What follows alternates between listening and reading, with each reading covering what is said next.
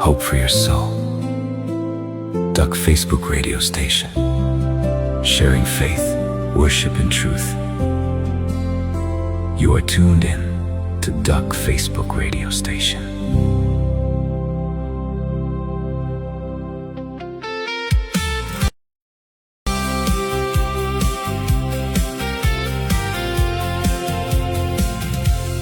Ons is saam met Christus opgewek.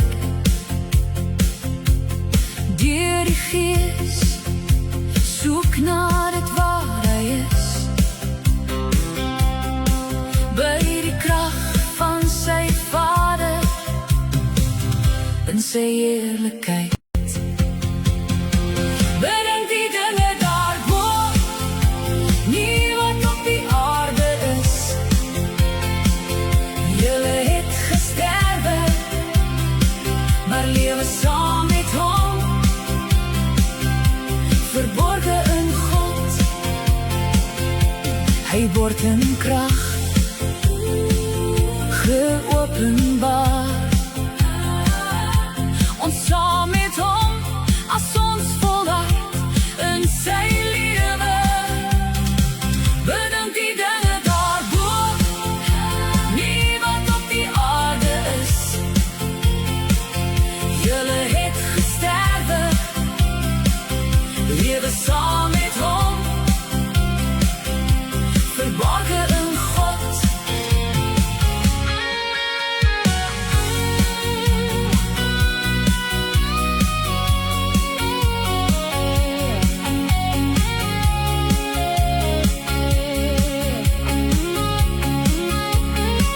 Bedank die dinge daarbo, nie wat op die aarde is.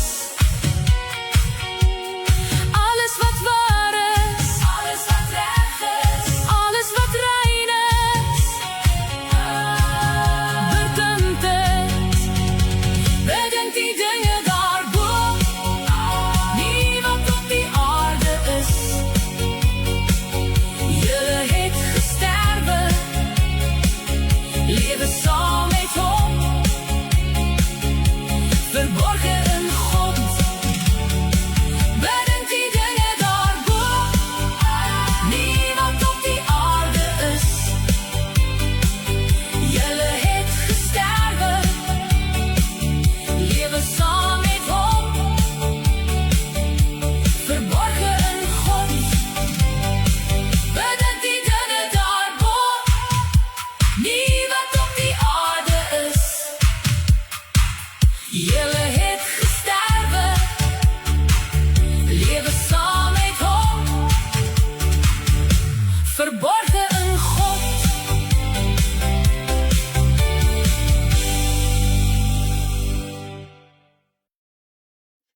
Goeiemôre en hartlik welkom by ons Sondagoggend uitsending saam met Stanley, Karen en Gesiggie hier op Dak Facebook radiostasie.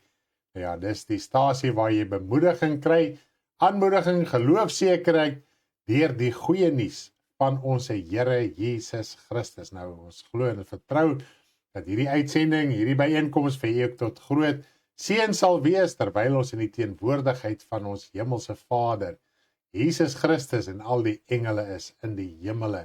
Is dit nie amazing om daaraan te dink nie, jou innerlike is daar teenwoordig. Nou ja, geniet dit saam met ons, deel die boodskap, hierdie uitsending daarna jou Facebook tydlyn toe, WhatsApp status.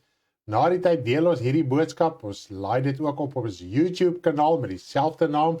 Ons het 'n Telegram groep waar ons meer as 280 liedere al het, wat deur my en Karen geskryf is. Dit is, en daar klomp van dit is kinderliedere ook. So as jy graag die liedere in audio wil luister en hoor en ontvang op ons Telegram groep en jy is nog nie daar nie, kontak ons kan vir die skakel aanstuur.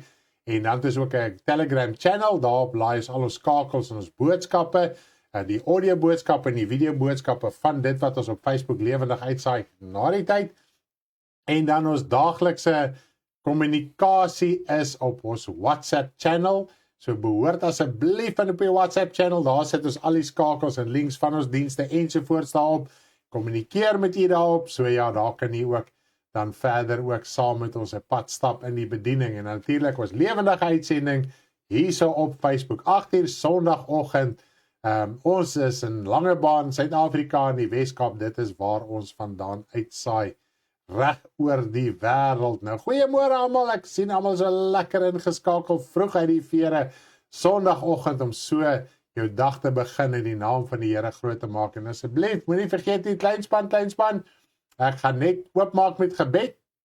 Dan gaan ek dadelik oorhandig aan Tannie Karen en Gesiggie, en dan gaan hulle met julle gesels en praat. En vandag gaan ons leer van Abraham en Isak, so asseblief bly ingeskakel. Natuurlik is daar ander liedere wat ons ook terselfdertyd ook speel in hulle program.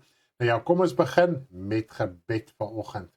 Hemelse Vader, ons wil vir U baie dankie sê vir die liefde, genade, barmhartigheid, heerlikheid, krag, majesteit, wat ons elke dag, Vader, elke dag is, Here, ons word wakker en dit is vir ons nuut, maar U bly lewe, U slaap nie, U sluimer nie. Ons lees so, toe is die verhaal van Elia voor die Baalprofete, toe spot hy Baalprofete en sê, dalk is julle God op 'n reis, dalk is hy in bepeinsing, maar ons God en ons Vader sluimer en slaap nie, want die hemel is wakker, die hemel is nugter. Vader, as lewe waar daar lewe is daar oorvloed van lewe.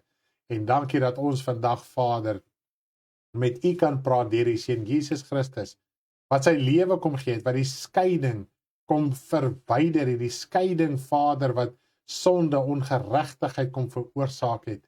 Wanneer ons in U glo, Here Jesus, U is die deur is daar, ons kan dit of benut of dit nie benut nie. En daarom bid ek, Vader, dat U vanoggend hierdie boodskap, hierdie bediening byeenkoms sal gebruik om die persoon wat nog nooit gered is nie te bereik, die kind van U, Vader, wat antwoorde, bemoediging, sekerheid nodig het, geloof, sekerheid, versterking, maak nie saak wat dit is nie, om dit net saam met U te kan geniet, dat ons harte kan oop wees vandag, om die naam van U te kan groot maak, Vader. Ons loof en ons prys en ons dankie, dat ons harte teenoor mekaar verruim kan word, oor U woord, dit wat U vir ons verleer, en ek prys en ek eer U voor, Vader, in Jesus se magtige naam. Amen. Daar sê, ons gaan heel eerste oor, en ons gaan saam met Gesiggie en Tannie Karen kuier, en geniet dit ook net saam met hulle. Kom kuier saam met Gesiggie op Dak Facebook radiostasie.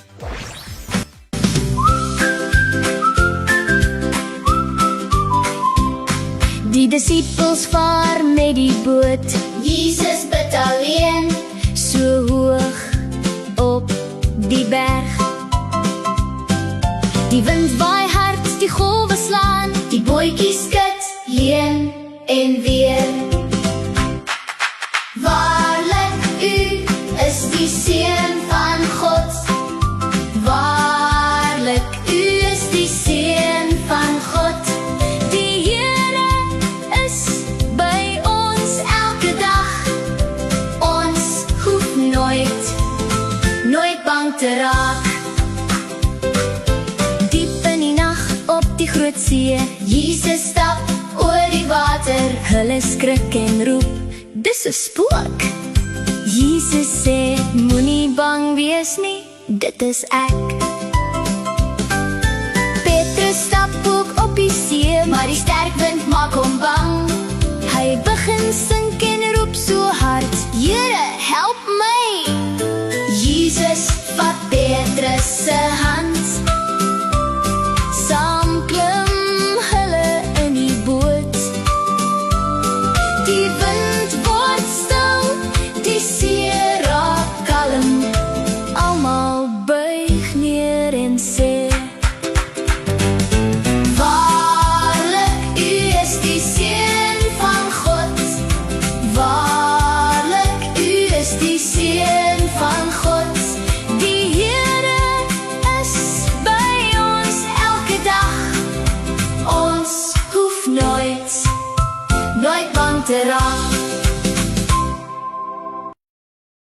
Hallo ons mooiste maatjies, ons kon nie wag om vandag saam met julle te kuier nie, dis altyd so lekker om saam met julle te kuier, en dankie vir al ons maatjies wat inskakel op 'n Sondagoggend 8uur, saam met Gesiggie en Tannie Karen. Nou, Ek wonder toe nou sommer vanoggend so, bid ons maatjies. Bid julle. Julle mag bid maatjies en julle mag die Here vra om altyd by julle te wees soos wat ons nou die liedjie gehoor het.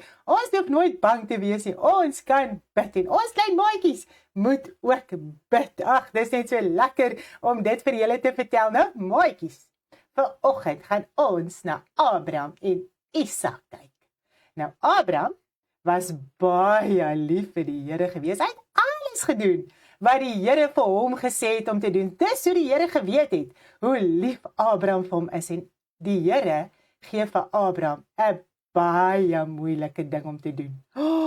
Maatjies, ek wonder wat was dit? Dit was die moeilikste ding in sy hele lewe wat hy nog ooit vir God moes doen.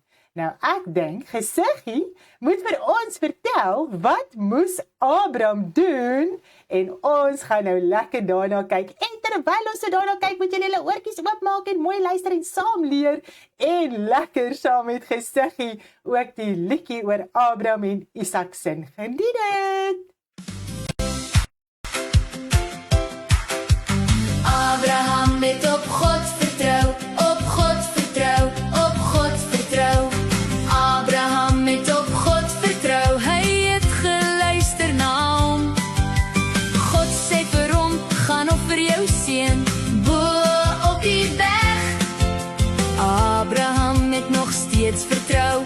Geweet God sal hom help. Vertrou, vertrou, vertrou op God. Hy sal help. Vertrou, vertrou, vertrou op God. Hy weet wat om te doen. Vertrou, vertrou, vertrou op God. Hy sal help.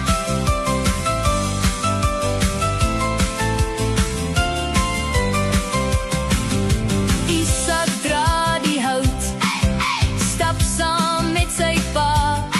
Hy vra, Wat gaan ons doen? waar is die lam vandag? Abraham sê, Moenie worry. God sal vir ons een gee. Saam stap hulle verder op. Sy pa vertrou op God. Vertrou, vertrou, vertrou op God. Hy sal help. Vertrou, vertrou, vertrou op God. Hy sal help. Vertrou, vertrou, vertrou op God. Hy weet wat om te doen. God sien Abraham doen wat hy sê. Hy is lief vir God. Toe gee God 'n ram om te offer net betyds. Abraham loof die Here bly. God het gesorg. Ons kan ook op God vertrou. Vertrou, vertrou, vertrou op God. Hy sal help. Vertrou, vertrou, vertrou op God. Hy sal help. Vertrou, vertrou, vertrou op God. Hy weet wat om te doen. Vertrou, vertrou, vertrou op God. Hy sal altyd help.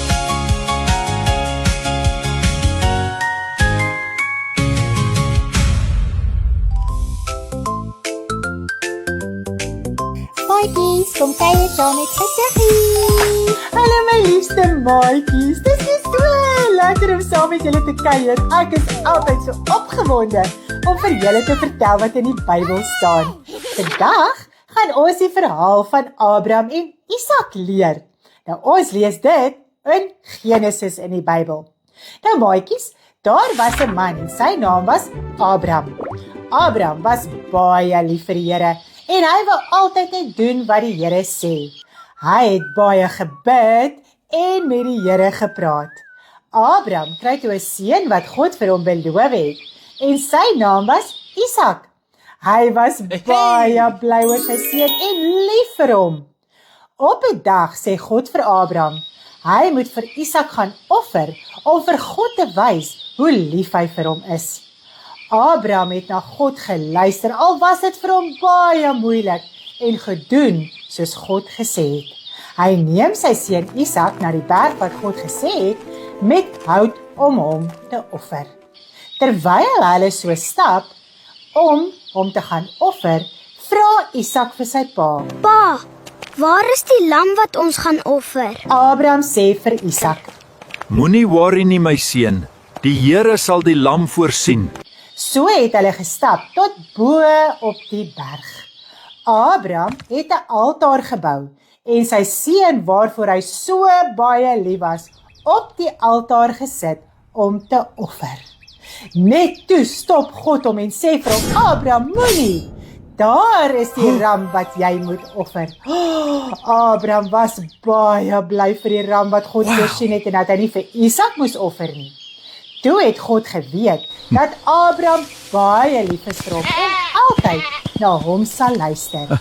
Wat hierdie verhaal vir ons leer, maatjies, is dat Abraham nie nodig gehad het om Isak sy seun te offer nie, maar God het wel sy eie seun, Jesus Christus, gestuur om te sterf vir ons sonde, sodat ons kan hemel toe gaan. Dit was 'n baie mooi verhaal, maatjies. Nou kom ons sing 'n liedjie saam oor Abraham en Isak. Sing lekker saam met my. Abraham het op God vertrou, op God vertrou, op God vertrou. Abraham het op God vertrou, hy het geluister na hom. God sê vir hom, gaan offer jou seun bo op die berg. Abraham het nog steeds vertrou, geweet God sal hom help. Vertrou, vertrou, vertrou op God, hy sal help. Vertrou, vertrou, vertrou op God, hy weet wat om te doen. Vertrou, vertrou, vertrou op God, hy sal help.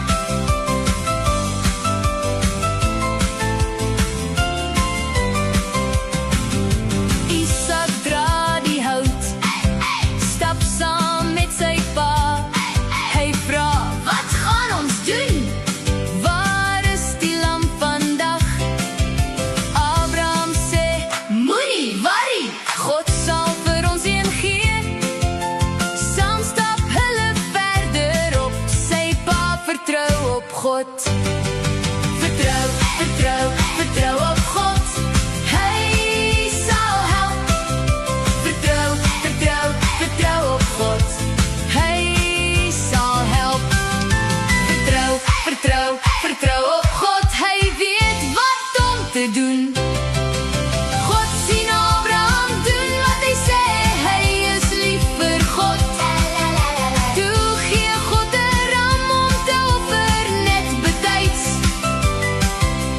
Abraham loof die Here bly, God het gesorg. Ons kan ook op God vertrou. Vertrou, vertrou, vertrou op God, hy sal help. Vertrou, vertrou, vertrou op God, hy sal help. Vertrou, vertrou, vertrou op God, hy weet wat om te doen. Vertrou, vertrou, vertrou op God, hy sal altyd help.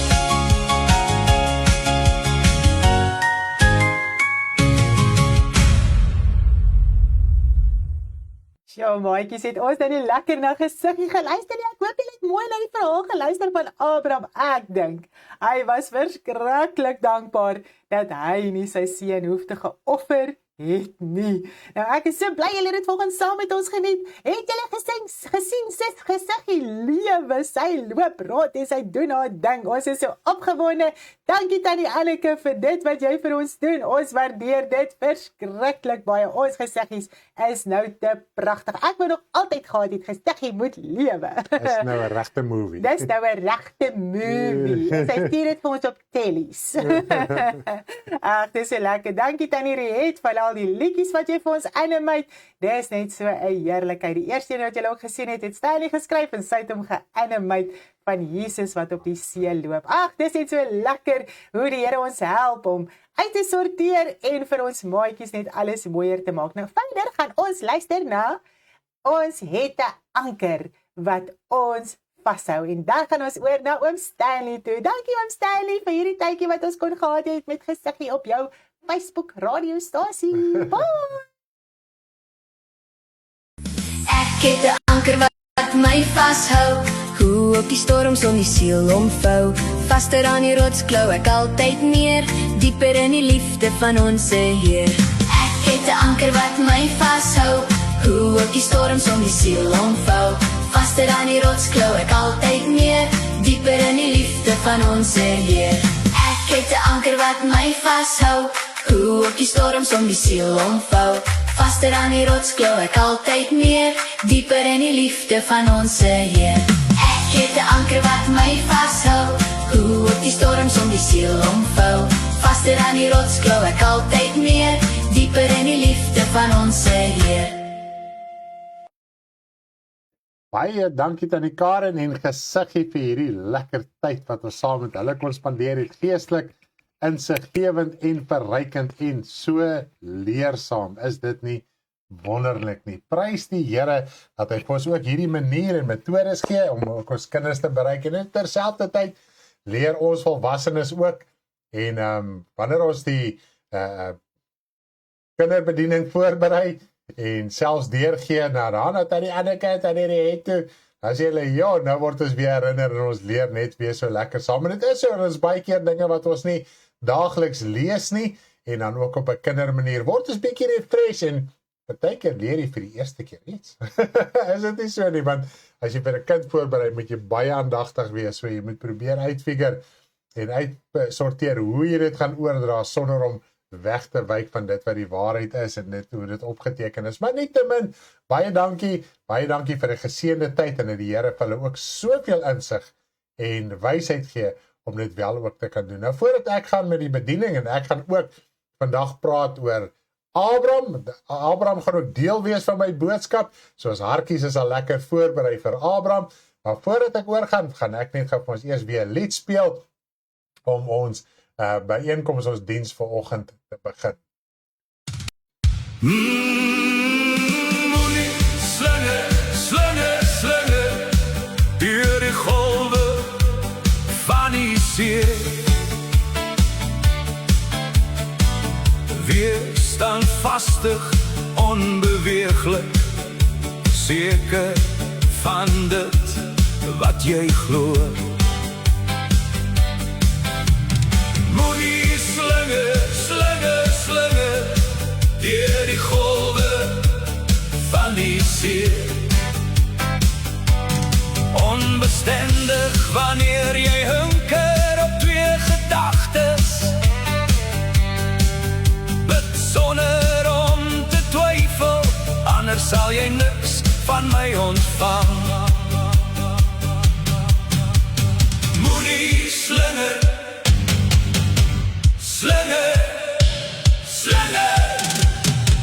deur die golwe van die see.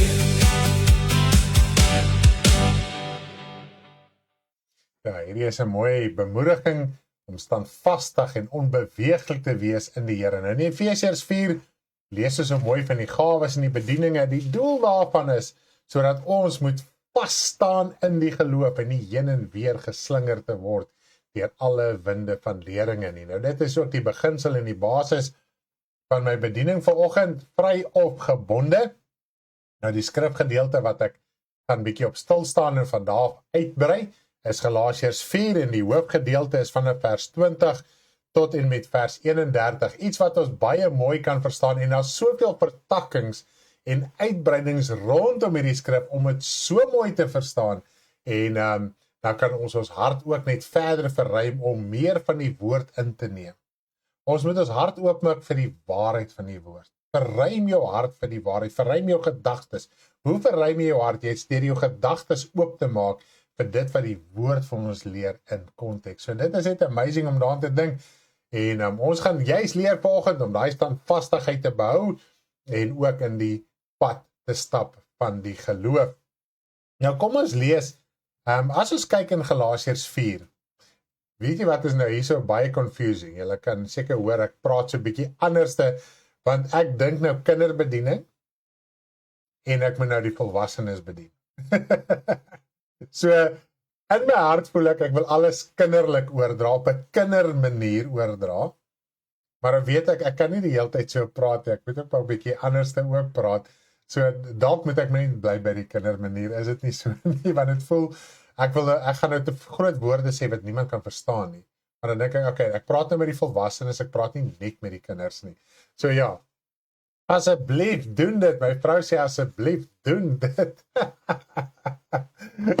prys die Here, ek dink dit is partykeer die lekkerste en die maklikste manier, en die eenvoudigste manier, om wel die evangelie ook te kan uitdra. Nou heel eerste, as ons kyk in Galasiërs 3, al die kinders, luister baie mooi vir oom Stanley. Oulikste oom. Ag, ek is net so opgewonde voor die Here vanoggend, om deel te kan wees van sy liggaam, van sy woord, van sy bediening, die pad saam met u te stap, dis werklik waar 'n voorreg vir my en my vrou. Nou, as ons kyk, as jy bietjie confused is oor wet en genade, word soos kindertjies. Wet en genade, dan kan jy deur Galasiërs lees, saam met Hebreërs. Maar begin by Galasiërs, want Galasiërs is baie gefokus. Wat is die verskil tussen wet en genade? En wat gebeur as jy onder die Ou Testamentiese wet verval? Wat was die doel van Jesus? Hoekom hy gekom het? Waarom hy gekom het? Wat is die hele saak van die vloek wat ons van losgekoop is, die duisternis ensovoort? So, as jy dit bietjie meer in detail wil verstaan, lees Galasiërs aandagtig en bidend. Hoe noem ek bidend? Praat met die Here. Kom ons lees byvoorbeeld Galasiërs 3 vers 1 tot 3. Ek gaan gou hierso lees en dis ek sê ek gaan nou oorgaan na daai gedeelte, dan gaan ons van daar af uit voortgaan. Net om so 'n bietjie 'n fondasie te lê voordat ons by Galasiërs 4 wel gaan uitkom. Galasiërs 3 van vers 1 tot 3, ja. O onverstandige Galasiërs. Ja, ek gaan net gou hierso ietsie try op die skerm kopieer sodat u saam met my kan lees. Paste. Hoe kry ek nou daai kommentaar dat hy sê go? Daar sê jy druk net enter. Daar sê Galasiërs 3 van vers 1 tot 3. O onverstandige Galasiërs, wie het julle betower om die waarheid nie gehoorsaam te wees nie? Julle voor wie se o Jesus Christus afgeskilder is as onder julle gekruisig. Dit alleen wil ek van julle weet. Het julle die Gees ontvang uit die werke van die wet of uit die prediking van die geloof? Is julle so onverstandig, nadat julle met die Gees begin het, eindig julle nou met die vlees? So hier begin hy, en hy begin met hulle oor 'n saak praat, en ek dink hierdie is eintlik die kerngedeelte van die hele sendbrief van Galasiërs. En dit gaan daaroor, as jy in die vlees vasgevang is jy onder 'n wettiese stelsel. En ons weet God het die wet in die Ou Testament gegee, niemand kon verlos word nie, al wat gebeur het, dat kennis van sonde na vore gekom. Die wet sê byvoorbeeld, jy mag nie begeer nie, en Paulus skryf op 'n plek, as die wet nie gesê het, ek mag nie begeer het, jy sou nie geweet het, ek mag nie begeer. Maar nou, omdat die wet het sê, en ek begeer, dan is ek besig met sonde. Nou praat hy van, as jy nou wêreldse dinge begeer, sonde begeer, die tipe vleeslike dinge begeer, né? Nie 'n drang en 'n begeerte het na God se saak om die dinge te bedink wat daarbo is ensovoorts. Hy praat nou hier op 'n vleeslike saak. Ons moet dit net in perspektief behou hierso.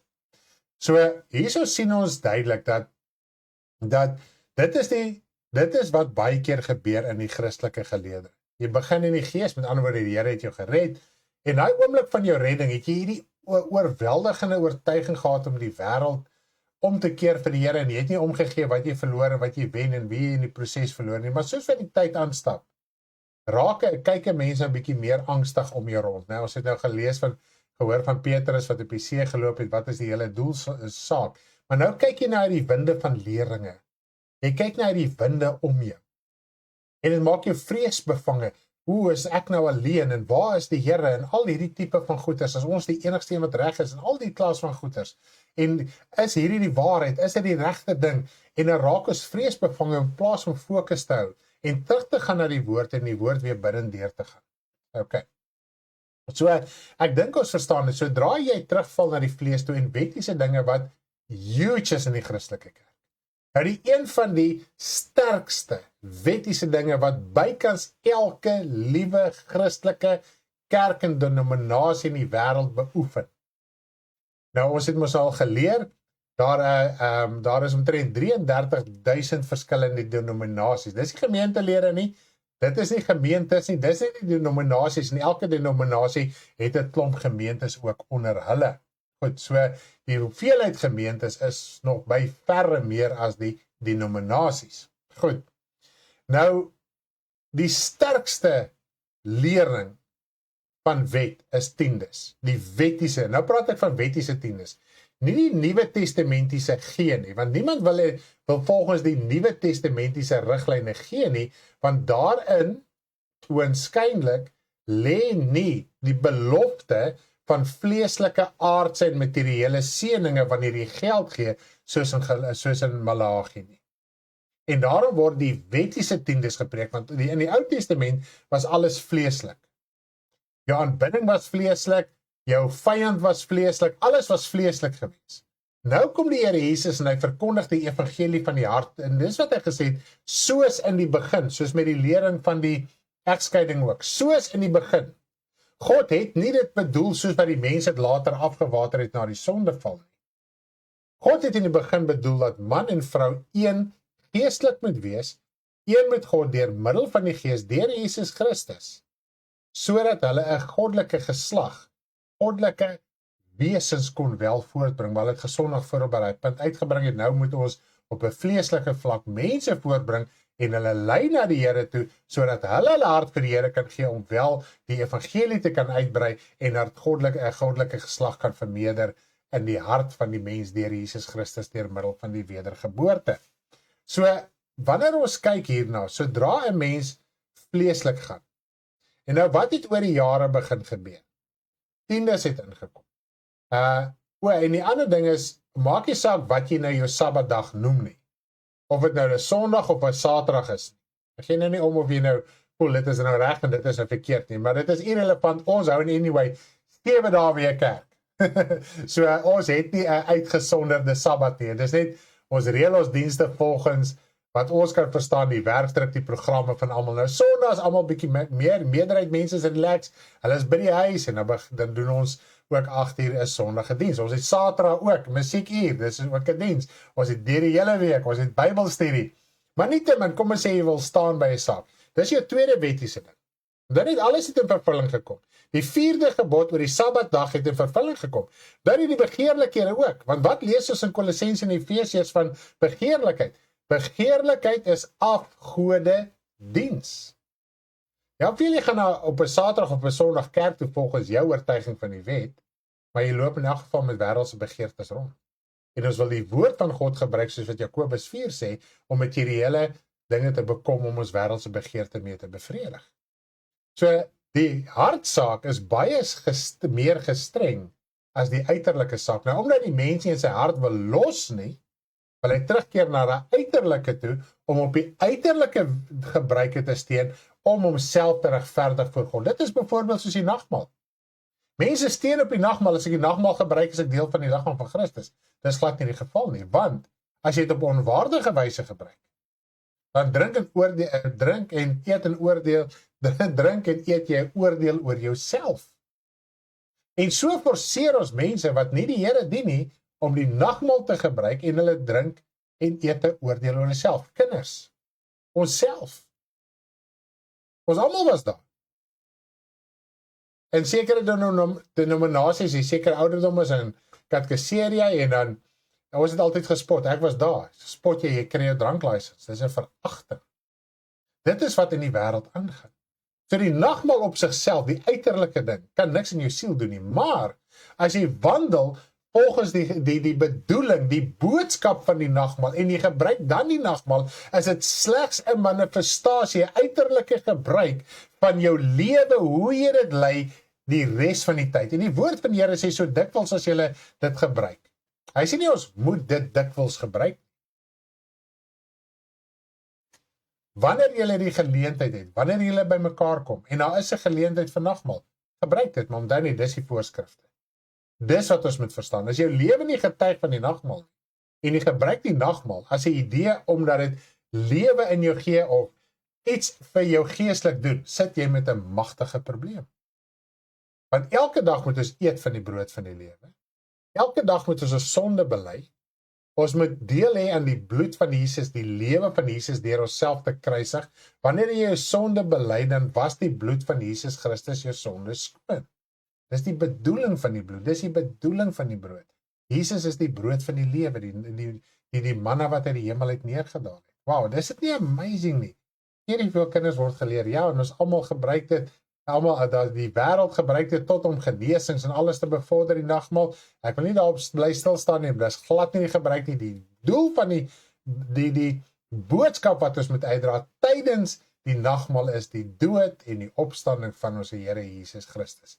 Dit het nooit ten doel gehad, maak nie saak hoe hierdie skrifte omdraai, dat dit bedoel was vir genesing, voorsiening, verlossing, bevryding en al die redes waarvoor as mense in benoudheid is, gebruik hulle nagmaal dat die Here vir hulle uitkomste moet gee. En weet jy wat die woord leer vir ons? Dat Satan is ook die god van hierdie wêreld. Die woord leer vir ons. As 'n valse gees in die Christelike kerk. Hy sit in die tempel van God en gee voor dat hy God is. Nou die woord van die Here leer ons al klaar in die Ou Testament. Deuteronomium 13. Dit kom oor na Tessalonisense toe. Jesus het daarvan gepraat. Hulle gaan in my naam kom en valse wonders en tekens doen. En wanneer hulle valse wonders en tekens doen, wat wel uitkom, dan het Satan openbaar homself in valse wonders en tekens in die naam van Jesus Christus. En 'n mens moet hierdie ding kan klik. As 'n mens dit nie kan klik nie, gaan jy bly twyfel oor baie dinge in die evangelie.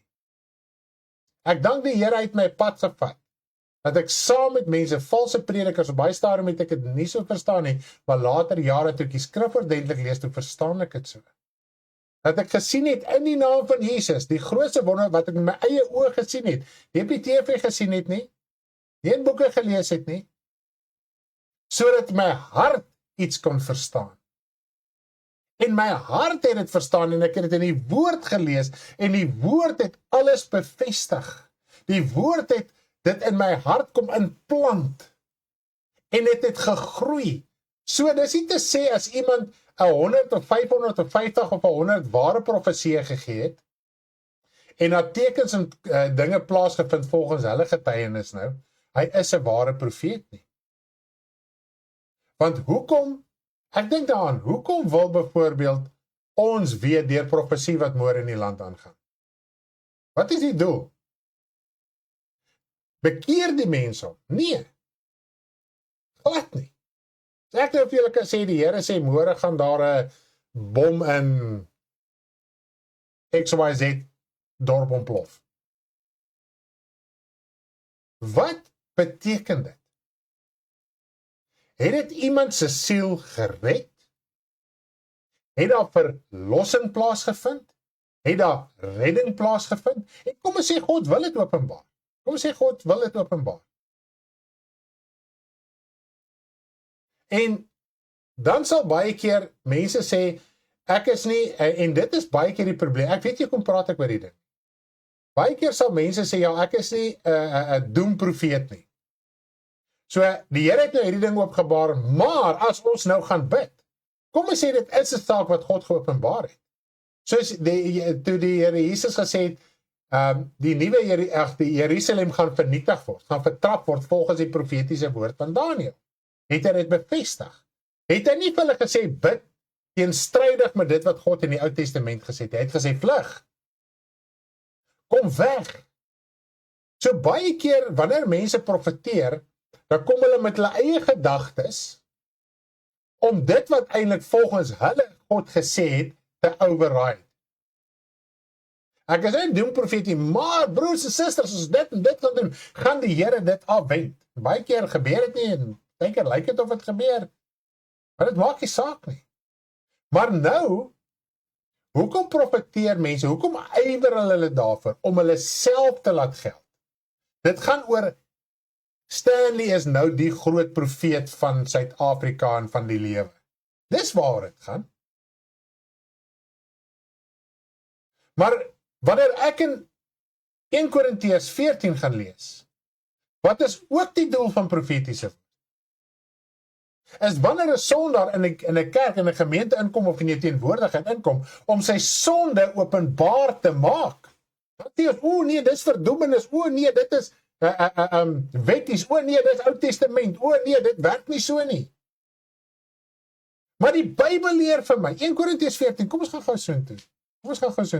Dis nou afgesien van die hoeveelheid mense wat Paulus genoem het by name wat afvallig geword het van die geloof. In ons Christelike kerk dink ons denke van liefde is soos die wêreld, nie soos God se woord. Niks al openbaar God wat, ons mag niks in weerwraak doen nie. Dis die groot saak, ek mag nie 'n profetiese woord of wat ook al uit bitterheid uit sê, as ek byvoorbeeld, net gou 'n bietjie hier opgaan, as die Here byvoorbeeld iets openbaar in iemand se lewe, ek kan dit nie uit bitterheid oordra in my eie vyse ook saam met dit inbring. Dit is wanneer dit verkeerd ook is. Goed. So, met die gevolg is, kom ons kyk gou in 1 Korintiërs 14, ek wil net gou hierso dit lees. Ja, maar ek wyk nou so 'n bietjie weg van ons skrifgedeelte af, ek wil net daai swyg en ek leer tuis almal mans vra, uitgaan, beveel, okay, kom ons lees so 1 Korintiërs 14, ek gaan lees vanaf vers 26 af. Hoe staan die saak dan, broeders, wanneer julle saamkom, dan het elkeen van julle 'n psalm of 'n lering of 'n taal of 'n openbaring of 'n uitleg, laat alles tot stigting wees. Hulle sê elkeen, hy sê dit is die orde van die kerk, nie om stil te bly nie, maar dat elkeen sy beurt kry om sy saak te uite. As iemand in 'n taal spreek, laat dit wees 2 of 3, hoogstens 2 of 3, en by beurte en laat een dit uitlê. Goed. Maar as daar geen uitleer is nie, laat hy in die gemeente swyg en laat hy met homself en God spreek. Laat 2 of 3 profete spreek en 'n ander dit beoordeel. Maar as daar iets geopenbaar is aan 'n ander wat daar sit, laat die eerste swyg, want julle almal kan een vir een profeteer, sodat almal lering kan ontvang. En die profeet, die geeste van die profeet is in die profete onderdanig. So dit is 'n groot sy van die saak. So daar moet 'n beheersing wees. Profetiese woorde, so emosionele opgewektheid en opgesaaidheid tot daar profetiese woord na vore kom. Daar's beheersing in gawes, in bediening, in tale praat. Ek kan onthou hoe ek as jong bekeerling, ek kan net uit ondervinding praat, want ek kan vir jou sê, ek het emosioneel opgesweep geraak. Julle my nog op 'n goeie tyd geleer ken. En mens moet volwasse raak, en dis wat hy in 1 Korintiërs 13 sê, broeders, raak volwasse. Begin hierdie dinge te verstaan, aanvaar lyding. Maar as jou leier ook emosioneel opgewek word, gaan jy ook emosioneel opgewek word, want jy gaan dink dis die regte ding. Goed, kom ons lees gou hierso, vers 24 en vers 25 van 1 Korintiërs 14. Kom ek gaan hierdie gou vir julle op die skerm ook probeer kry. 1 Korintiërs 14, vers 24 en 25. Kom ons lees gou daarso.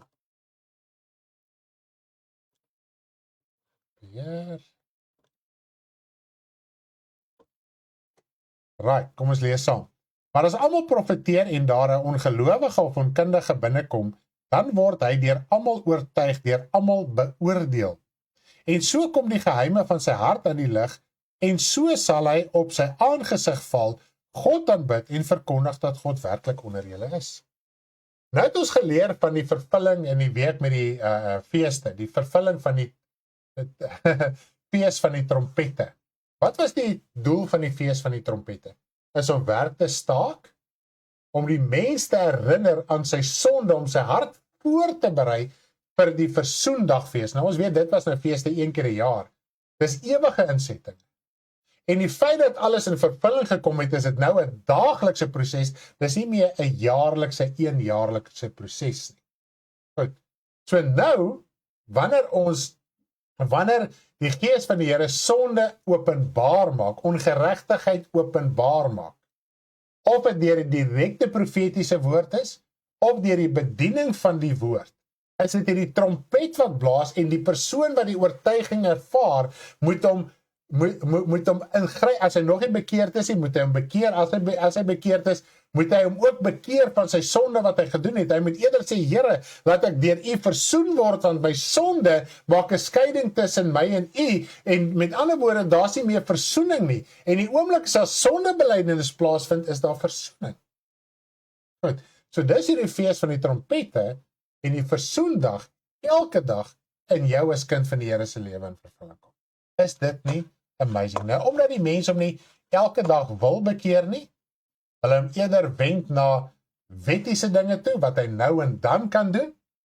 Nou ja, jy's op daardie punt, wil ek weer teruggaan, na Galasiërs toe, ons aanvanklike skrif, en dan gaan ons daar lekker deurlees. So ek dink ons hierdie draad, die hele sy van die saak, ons gaan praat oor wet en genade, die tipe van ding vanoggend, en natuurlik Abraham is ook deel van hierdie hele saak, en juist die hele saak wat hy vir Isak geoffer het, was 'n hele typiese symboliek van Jesus wat die voorsiening is. God het die lam voorsien, wat vir ons sonde kom sterf het, om ons los te kom maak. So hy moes dit net gaan uitoefen het. Nou, hoekom het God wel sy geloof tot op daai punt getoets, om sy eie seun te wil moes offer? Goed, kom ons lees deur hierdie gedeelte. Galasiërs 4, vers 20, en ek gaan lees tot 31, maar tussendeur gaan ek wel kommentare gee. En ek sou wens om nou by julle teenwoordig te wees, en my stem te verander, want ek is buite raad met julle. Nou, hoekom sou hy buite raad wees met hulle? As ons net gou so 'n bietjie terugspring na die vorige verse, vers 13 en 14, wil ek gou julle aandag daarop vestig. Hoekom het hy op hierdie punt gekom? Vers 13 en 14 van Galasiërs 4. Maar julle, kom ons lees gou daar, so ek gaan dit ook vir julle op die skerm sit. Galasiërs 4, vers 13 en 14.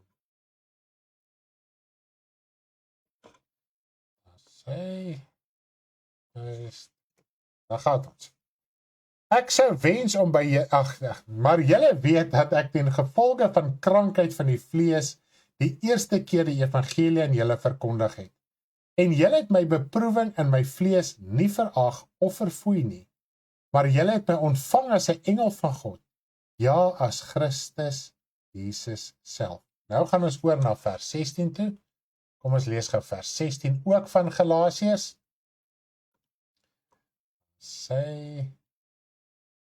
Waar is my vuisnoppie? Hallo. Daar sê, het ek dan julle vyand geword deur julle die waarheid te vertel. So, hy het hierdie vyandige gesindheid mettertyd by die gemeente van Galasië begin ontvang.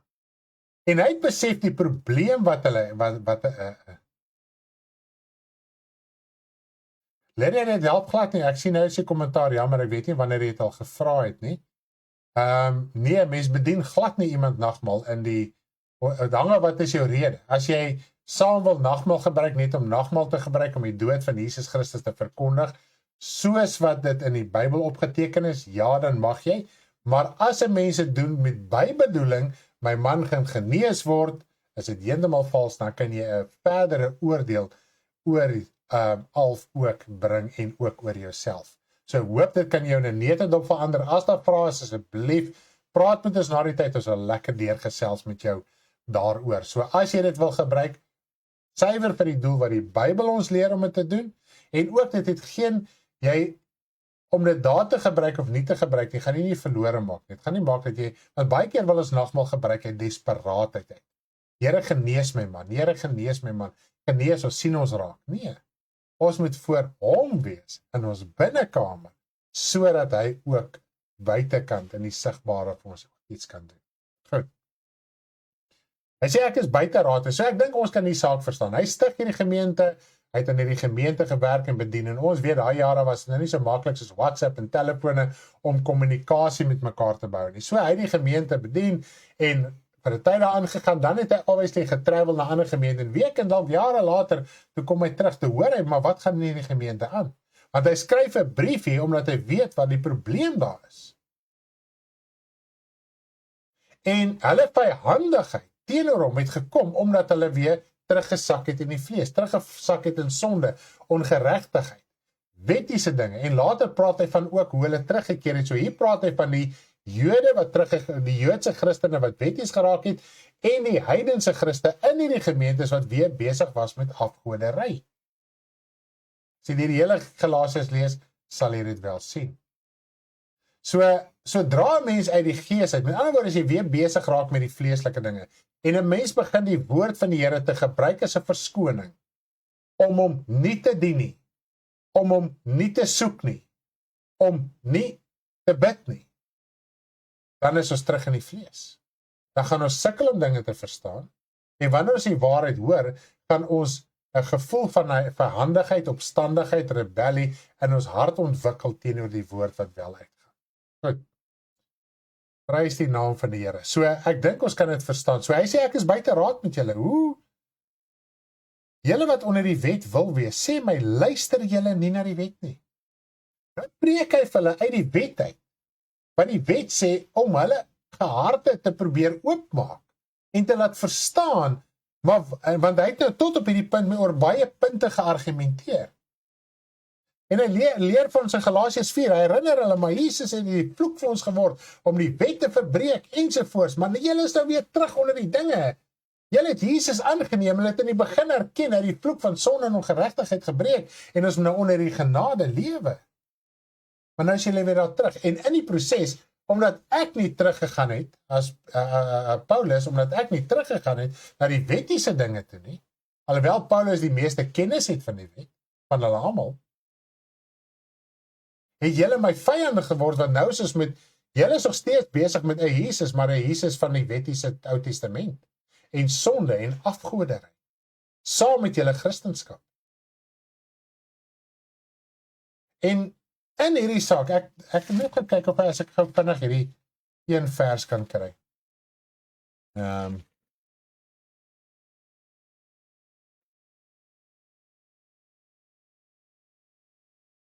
As ek dit kan kry, anders gaan ek dit dalk maar net weer gou vir julle noem.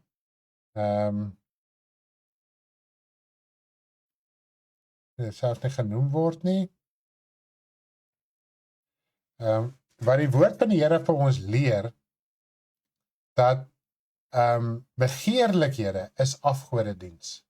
Ek het dit nou vroeër genoem. Ja, hier is Efesiërs 5 vers 5. Efesiërs 5 vers 5. Kom ons lees gou daarso. Efesiërs 5 vers 5. Right. Hy sê so, want dit moet julle weet, dat geen oreerder of onreine of gierigaard wat 'n afgodedienaar is, 'n erfdeel het in die koninkryk van Christus en van God nie. Dan sê hy maar net in vers 6, laat niemand julle dan met ydelle woorde verlei nie, want daardeur kom die toorn van God oor die kinders van die ongehoorsaamheid. So, ons leer 'n baie belangrike saak, dat sodra ons besig raak met afgoderry, wat is afgoderry? Ons wêreldse gierige begeertes. Ons stel dit voor, ons gebruik dit as 'n verskoning, om nie te bid nie, om nie die woord te lees nie, om nie God te soek nie, maar God moet alles vir my doen. So ons gebruik ons vryheid as 'n dekmantel. En God sien dit, hy kyk verby daai dekmantel. Ons kan ons probeer cover met hy vye blare soos ons wil. God sien verby dit. Goed, nou sê hy, luister julle nie wat die wet sê nie. Nou op hierdie punt wil ek eers weer vir ons 'n lied speel, voordat ek voortgaan met die bediening.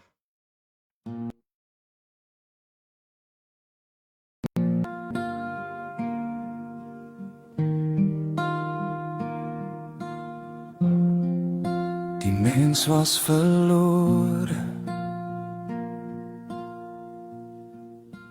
bevlek met sonde,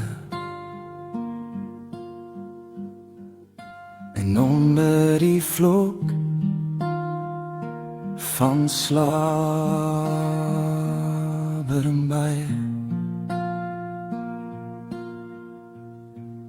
Sy siel was verlore, bestem vir die hel. God se groot genade. En 'n belofte van redding en verlossing deur sy seun Jesus Christus wat sou kom. Die profetiese woorde word vervul in hom. God se genade in hom openbaar.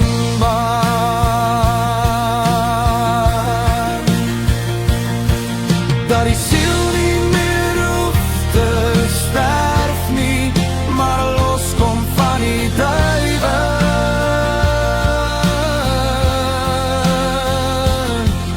Hy het alles op aarde volbring, die boodskap die voorbeeld in nederigheid kom toon, sodat hy sy plek in die hemel kan troon.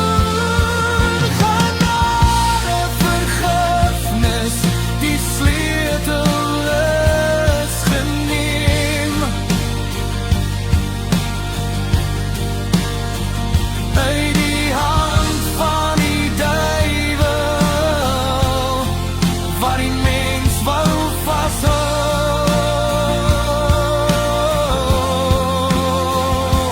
Genade, vergifnis, het hy kom gee.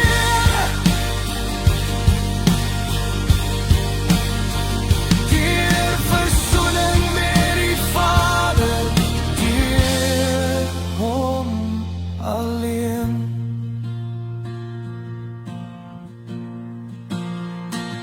Genade, vergifnis, het hy kom gee.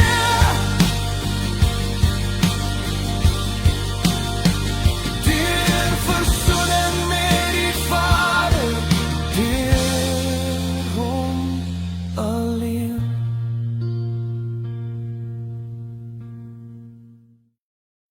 Prys die Here, dis 'n mooi herinnering deur middel van die lied, hoe die Here Jesus gekom het, dat ons genade en vergifnis deur hom kan ontvang, maar ons moet in hy genade bly. Dis die hele konteks van Galasiërs. Hulle het deur genade ontvang, hulle het erken Jesus het gekom, hulle het tot wedergeboorte gekom, hulle lewe uitgesorteer, maar toe val hulle weg van die genade, so ons kan nie net sê genade, genade, genade nie. Daar is 'n praktiese lewenswyse binne die evangelie volgens God se woord om in daardie genade te bly. Nou ongelukkig sit ons met die probleem in die Christelike kerk wat almal net sê genade, maar min besef en weet dat genade is 'n werk elke dag. Die Here Jesus sê dis werk om in my te glo. Dis werk om daai talente, daai gawes, daai bedieninge in jou te laat vermeerder. Jakobus sê die geloof sonder die werke is morsdood. So ons kan nie op genade steun as daar nie werke van geloof is nie. Dis wat Johannes by die Fariseërs gesê het wat hulle wou net kom laat doop het, en dis die tendens van vandag. En eintlik, al is ons gedoop, bekeerd en gedoop, steun ons op dieselfde beginsel. Hy sê gaan dra die vrug wat by die bekering pas. Ons kan nie maak soos ons wil en lewe soos ons wil en agter allerlei dinge en die winde van leringe agterna gaan en ons steun op genade nie. En dis wat ons moet verstaan. Nou ons gaan vanoggend lekker verder lees hoe om dit verder te begryp. Nou, hy sê, luister julle nie wat in die wet staan. Nou, jy gaan sien dit wat hy aanhaal, het gebeur nog oor die 400 jaar voordat die wet ooit bestaan het. Alright? So dit leer vir ons iets van wet. Wet, enigiets wat God in opdrag gee. Enigiets wat volgens die wil van God is sy wet. Goed, kom ons lees. Want daar is geskrywe dat Abraham 2 seuns gehad het, een uit die slavin en een uit die vrye, maar die een uit die slavin is gebore na die vlees en die ander een uit die vrye deur die geloof. Dit is sinnebeelde, want die vroue staan vir 2 verbonde, een van die berg Sinaï afkomstig, wat vir die slawerny kinders baar, dit is Hagar. Want Hagar staan vir die berg Sinaï en kom ooreen met die teenswoordige Jerusalem en is met haar kinders in slawerny. Nou kom ek verduidelik gou vir julle eers iets. Nou, soos wat ons kan sien hierso, gaan oor Abraham se lewe. Abraham het nie na die wet gelewe nie. Abraham het nie in 'n wettiese tydperk gelewe nie. Daar was nog geen wet gewees nie. Want vir Abraham is Isak gebore, vir Isak is Jakob gebore, uit Jakob is die 12 stamme ontstaan, hulle het groot geword, hulle het vir 400 jaar in Egipte gaan bly, daarna is hulle uitgelei deur Moses, toe is die wet eers ingestel. Maar tog sê hy dit is die wet. In ander woorde, hierdie saak staan vas. So dit wat God hier ingegee het, wat met ons spreek oor ons redding en om vry te bly, gaan oor 'n saak van geloof, nie oor wettiese sake nie. Goed. Nou, as ons kyk, wat is die berg Sinaï? Berg Sinaï is die plek waar hulle die wet gekry, die 10 gebooie. Goed. Toe hulle die woestyn getrek het, die eerste plek wat hulle by gekom het, is die berg Sinaï en Horeb. Dit is 2 spitse, of het word partykeer verwys na Horeb en die ander keer na Sinaï, maar die algemeenste verwysing is Sinaï. Dit is waar God die 10 gebooie, die wette vir Moses gegee het. Goed. Nou hy sê, daai berg is in slawerny, saam met die aardse Jerusalem. So die 2 belangrikste plekke, punte, in die Ou Testament was die berg Sinaï, want dit is waar hulle geloof en nasie eintlik, kan maar sê, amptelik gevestig is, deurdat hulle 'n wet gekry het. Hulle het die 2 kliptafels met die 10 gebooie gekry. Dit was soos 'n fisiese geskrewe kontrak deur God, te sê, ek maak hierdie saak vas met julle. Want as daar nie iets geskrewe en vas is nie, is dit 'n los saak. Tot God het 'n saak neergeskryf, deur hom op hy kliptafels om die saak vas te maak. En van daar af het hy verder met Moses gepraat oor al die verskeie ander wette wat ook ingestel was. Maar daai was die sigbare kontrak. Hierdie is die basis van die geloof. Goed, en een van dit is, moenie begeerig wees nie. Moenie jou naaste se vrou, se os, se esel, se enigiets begeer nie. Hoe sien ons dit vandag? Moenie 'n ander ou se huis begeer, sy kar begeer, sy klere begeer, sy whatever begeer nie. Moet niks van die ander persoon begeer. Maar dit is wêreldse ding. Alles wat ons in die uiterlike sien is wêreld. Moenie eens 'n persoon se karakter begeer nie. Moenie eens begeerig wees na enigiets wat in die sigbare is. Goed, so dit is wat dit ons leer, want God is nie begeerig na die wêreldse dinge nie. Goed, okay. Nou sê Jerusalem. Nou ons weet Jerusalem was die hoofstad, dit is waar die tempel was, waar God Israel ontmoet het, en dit is waar Jesus bedien het, en so dit was, na Sinaï was Jerusalem die belangrikste stad of plek in die hele Israel gewees. Nou sê al twee hierdie vleeslike dinge, is in gebondenheid. Dit is soos die kind, dit is soos Hagar, die slavin, wat saam met haar kind in slawerny is. Nou ons weet ook die woordpraat van Jerusalem, ons gaan nou daar lees, die Jerusalem daarbo is die moeder van die vrye. Goed, so Jerusalem is ook soos 'n moeder, dis die slavin, dis die moeder, die aardse, dis die moeder van die slavin, die moeder van die wet. Goed, en dis in gebondenheid saam met haar kind. Right. Dis hoekom hy Sinaï en Jerusalem noem. Dink aan altyd aan stry hard om God se koninkryk in te gaan. Ja, dit is 'n groot saak. Die Here Jesus het hulle vir Here Jesus gevra, is daar min wat gered word? En hy sê, stry hard. In 'n ander woorde, maak 'n effort, kap af, ruk uit, pluk uit. Ons moet moeite doen, daar's moeite van ons kant ook af. Jesus het alles gedoen wat hy moes doen. Hy het die duiwel oorwin. En hy het vir ons die voorbeeld nagelaat, hoe ons deur hom die vyand in ons lewe kan doen. Kom ons lees aan. Want daar is geskryf, verbly jy onvrugbare, wat nie baar nie, breek uit en roep, jy wat geen barensnood het nie. Want die kinders van die eensame is meer as van haar wat 'n man het. Nou, ek wil dit nou net gou op die stadium noem, omdat net beide Isak en Ismael, die twee kinders wat hy van praat, die slavin se kind en dan ook die kind van die vrye. Beide kom vanaf Abraham. So Abraham was die pa van al twee die kinders. Dis belangrik om dit te verstaan. Goed? So dit was nie 'n ander pa se kind nie, dit was dieselfde pa. So hierdie gedeelte praat met my en jou as kind van die Here wat weergebore is, wat dieselfde geestelike Vader het. So hy praat nie hier van 'n sondaar en 'n kind van die Here. En albei het een pa. Twee verskillende vroue. Satan is die god van hierdie wêreld. Ons kan of sy saad ontvang en dit uitleef, of ons kan God die Vader se saad deur sy seun Jesus Christus ontvang en dit uitleef. So ons is soos die grond wat die saad moet ontvang. Ons moet daai vrugbaarheid na vore bring. So ons is die ontvanger van die saad. En wie se saad gaan ons ontvang? Ons moet dit in ons harte uitmaak. Is ek 'n kind van die slawerny wat die sonde se saad ontvang, of 'n kind van die vrye wat God se saad ontvang? Goed. Hy sê, maar ons broeders is soos Isak, kinders van die belofte. Maar soos destyds hy wat na die vlees gebore is, hom wat na die gees was vervolg het, so is dit ook nou. Maar wat sê die skrif? Werp die slavin en haar seun uit, want nooit mag die seun van die slavin saam met die seun van die vrye erwe nie.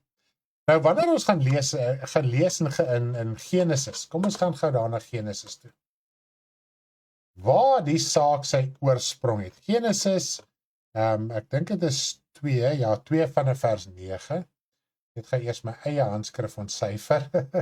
2 vanaf vers 9 tot 12. Ek gaan dit vir jou so op is ek by die regte plek? Nee, ek is glad by die 21, jammer. Ek is bietjie baie vinnig. Ek wou sê iets is nie hier reg nie. Genesis 21 vers 9, waar ek weer verby. Tot en met vers 12. 9 tot 12. Kom ons bring dit gou vir julle daar op die skerm, dan kan ons mooi lekker saam lees om te sien waar kom die hele gesprek vandaan. Toe sien Sara hoe die seun van Hagar, die Egiptiese slavin, wat sy vir Abraham gebaar het, spot. En sy sê aan Abraham, jaag hierdie slavin en haar seun weg, want die seun van hierdie slavin mag nie saam met die seun van Isak erwe nie. So hierso sien ons dat Sara het hierdie saak aangevoer. Sara het hier gesê, dis hoe dit sal wees. Nou lees ons hierso, sê die wet nie so nie, maar kom ons lees verder. En die woord was baie verkeerd in die oë van Abraham vanweë sy seun, want hy het gesê, obviously Ismael was ook sy seun gewees. Maar God het aan Abraham gesê, laat dit nie verkeerd wees in jou oë ter wille van die seun van jou slavin nie. Luister na Sara en alles wat sy van jou verlang, want deur Isak sal daar vir jou 'n nageslag wees. So hierso kan ons duidelik sien, God het eintlik hierdie gedagte in Sara gesit, sonder dat sy dit bewuslik besef het. Haar omstandighede het gemaak dat sy desperaat het. Here, ek weet nie of sy na hart uitgeroep het, wat is die saak nie, maar nietemin, ons kan nou net gaan op die woorde wat ons hier lees. So dit wat sy gesê, God het dit eintlik in haar hart gegee, want God het dit bevestig. So sy het volgens die wil van God gespreek. En daarom sê hy, sê die wet nie so nie. Sê die opdrag van God nie so nie. Sê die verbond van God nie so nie. So wanneer ons dit so kan verstaan, dan kan ons heeltemal begin wegbeweeg van wanneer die woord in die Nuwe Testament van wet praat, dat hy altyd terugverwys na die Ou Testamentiese wet. Nou ons kan hierso deurlees en ons plekke pertinent wat jy kan sien, dit gaan nou oor die Ou Testamentiese wet. Die konteks sê dit vir jou, die aanhaling sê dit vir jou, alles sê dit vir jou.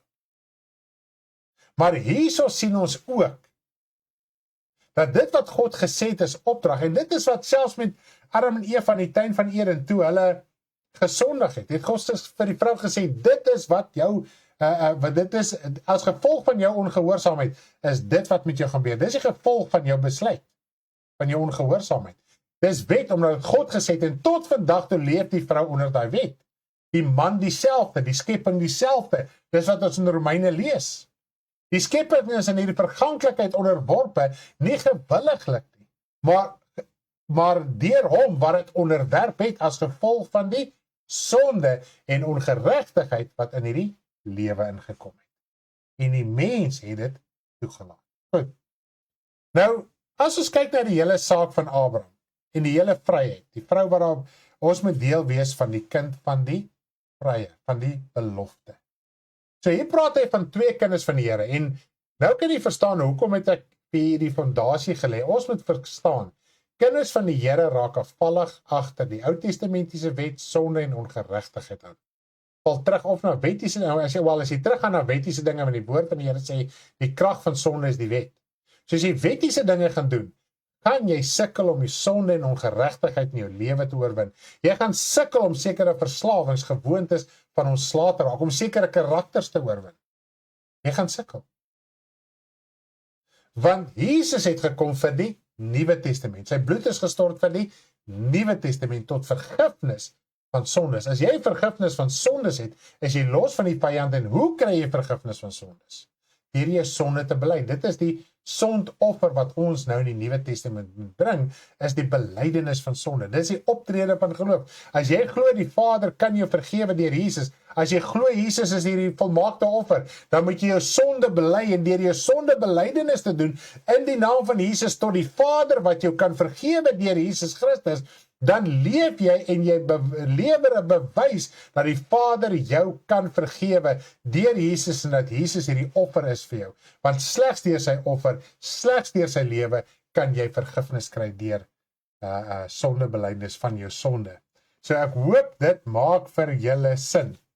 Nou as ons kyk na die hele saak van Abraham, en om in hierdie vrye te lewe, en moet ons een ding verstaan, want die Here sê vir Abraham, deur jou nageslag, deur Isak, sal hierdie belofte by. Met ander woorde, die nageslagte in die vlees gaan deur Isak begin kom. En God het dit ook gemanifesteer en bewys deur die feit dat hy Isak moes gaan offer, toe voorsien die Here hierdie lam. So hier sien ons die heeltyd hierdie simbolieke, wat ons lei en laat verstaan wat is die pad van verlossing. Goed. In die Ou Testament het hulle in die begeerlikheid gelewe, afgoderry, ja. Nou moet ons dit aflê oor terugkeer na God toe. Dit is so, in die Ou Testament, selfs al was hulle met tye by God, het hulle nog steeds by hulle huis en op hulle dakke rook laat opgaan en geoffer vir die hemelkoningin, wat die Jode tot vandag te doen met hulle Sabbat. En die Christene stroom agter hulle Sabbat aan, wat op 'n Vrydag aand begin en 'n Saterdag aand Saterdag sonsondergang eindig. En die hele ding, hulle is openlik daarmee, want dis nie vir hulle verkeerd nie. Vereer hulle die hemelkoningin om vir hulle blessings te bring. Hulle Sabbat is eintlik walglik as jy die detail daarvan gaan lees. Ek wil nie aanmoedig om dit te gaan doen nie, ek het dit al gedoen om die Sabbat te bedien. Ek sê vir jou, rul tot nie toon, en om eintlik te besef waarmee hulle besig is. Hulle nooi hierdie vrou in. Dis hoekom Vrydag is mos Venus, dis soos die vrouedag, dis mos die teken van die vrou Venus, né? Hulle nooi hierdie hemelgodin in.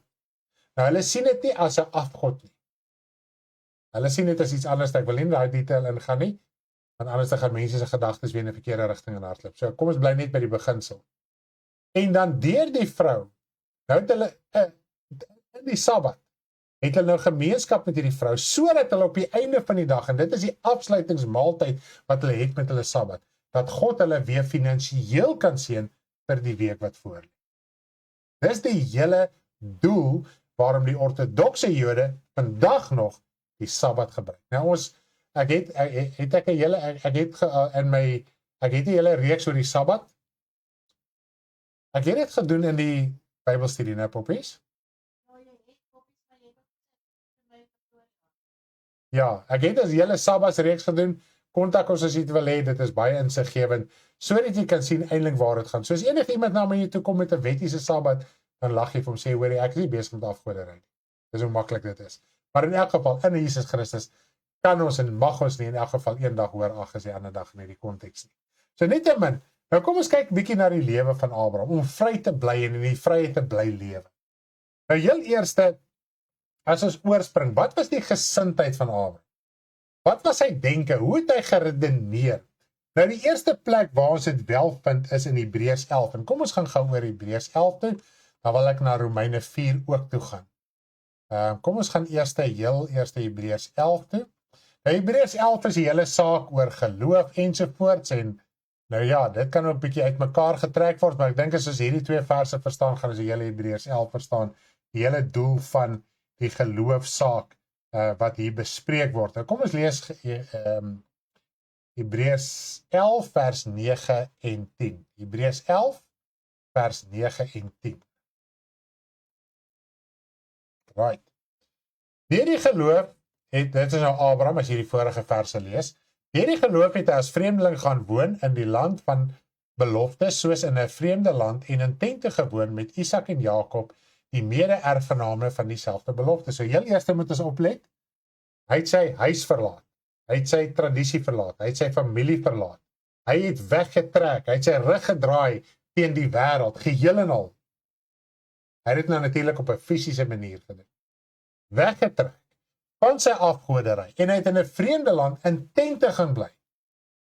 So 10 jaar het hy in 'n geboude huis gebly in Haran voordat hy weggetrek het.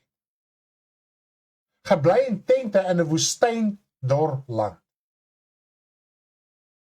So nommer 1, as ons dit kan begryp, en ons wil die Here dien, soos wat Lot saam met hom getrek het, ons wil die beste deel hê, ons wil hy groenigheid hê, maar in hy groenigheid is sonde, ongeregtigheid van so dat God Sodom en Gomorra vernietig het. Goed, so baie keer gaan ons saam met die evangelie, met die hoop om daai groen weivelde te kry. Daai vleeslike groen weivelde, wat ons dit noem. Hier is Abraham nie. Wat was Abraham se gesindheid? Want hy het die stad verwag, wat fondamente het, waarvan God die boumeester en oprigter is. Dis hoekom toe hy en Lot se mense nou dispuut het, toe sê hy, Lot, kies jy. Ek sal gaan, as jy links gaan, gaan ek regs. Toe kies Lot die mooi groen, daar waar die waterstrome is en die groen weiveld, en Abraham het in die dorre woestyn in tente gebly. So nommer 1, as ons in vryheid wil lewe, moet ons dit ook iets verstaan van dit. En dis wat hy vir Galasiërs sê, julle het julle stadium julle rig teen die wêreld gedraai, maar eintlik het julle hierdie Lot-gesindheid gehad. Julle het weer teruggekeer na die sonde en ongeregtigheid. Terwyl Lot, ons lees dit in die Nuwe Testament, terwyl Lot in Sodom en Gomorra was, het hy geweet wat is die regte ding, en hy het innerlik, het hy homself gepynig oor hulle sonde. Maar hy het gekies om terug te gaan na die sonde en ongeregtigheid. Baie keer is ons so, ons wil nog in die wêreld leef. Dan wil ons siel pynig oor die sonde van die wêreld waarin ons lewe en nog steeds deel van het. Ons kan nie daar verlos word. God gaan dit vernietig. Dit gaan verwoes word. Die woord van die Here leer ons, dis bewaar vir die vuur, by die dag van oordeel. So is ons nog in die gees of in die vlees? Het ons al reeds 'n kind van die slavin geword? Want die woord sê vir ons, die vlees vervolg die gees. Sodra mens afvallig raak na die vlees toe, dan begin jy die geestelike te vervolg, die waarheid van die woord. En dis wat ons ondervind, dis wat jy baie keer ondervind as kind van die Here.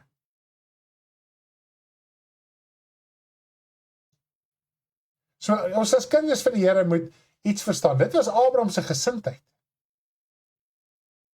En dit was die kind van die belofte, die vrye, wat nie weer gebonde geraak het aan die wêreldse en sondige dinge nie.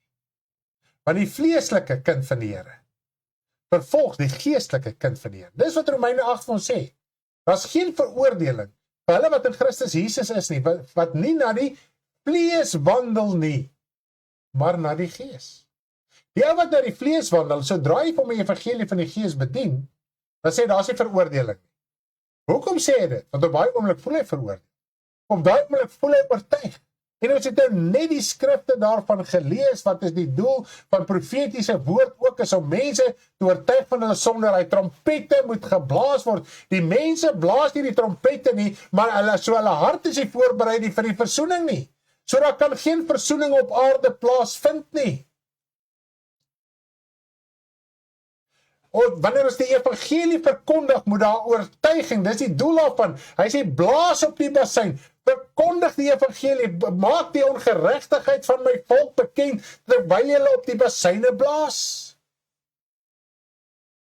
So wanneer ons die evangelie verkondig, en mense word nie oortuig van hulle sonde, hulle ongeregtigheid nie, beteken het, die gees van die Here is nie in dit wat jy spreek nie, al sê jou woorde baie dinge, jou hartsoortuiging is nie meer daar nie.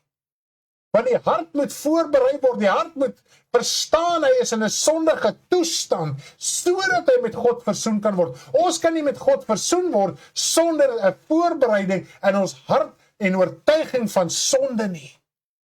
Wat moet ons dan doen? En dit is wat saam met al die feeste gegaan het. Offers, offers, offers, offers, offers, offers, offers, offers, offers, offers. Here Jesus sê, neem jou kruis op. Romeine 12 sê, offer, gees, siel en liggaam. Offer, draai jou rug teen die wêreld. As ons dit nie doen, nie kan ons nie onderskei wat is die goeie, volmaakte en welgevallige wil van God nie. Dis onmoontlik, ons sal dit nooit kan doen nie. Goed, kom ons gaan oor na die volgende punt toe.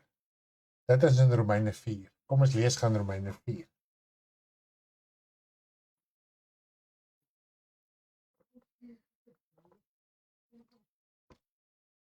Ons gaan lees Romeine 4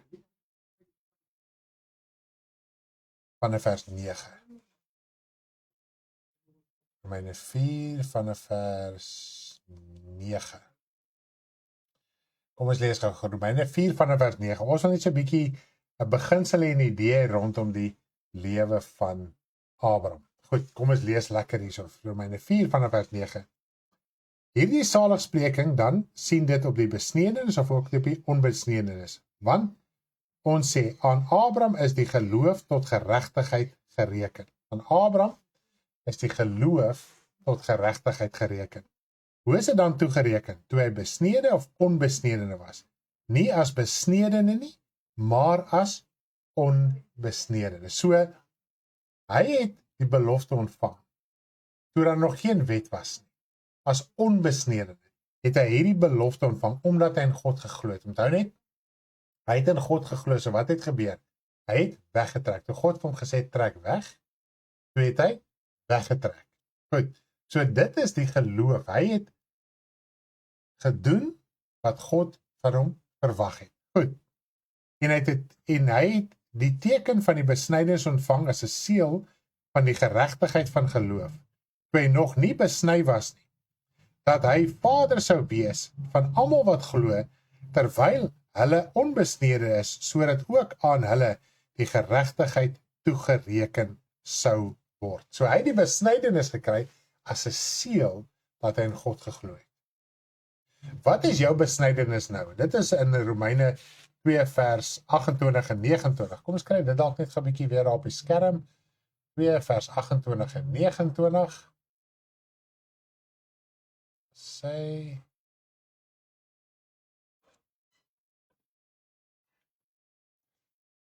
enter, daar gaan ons.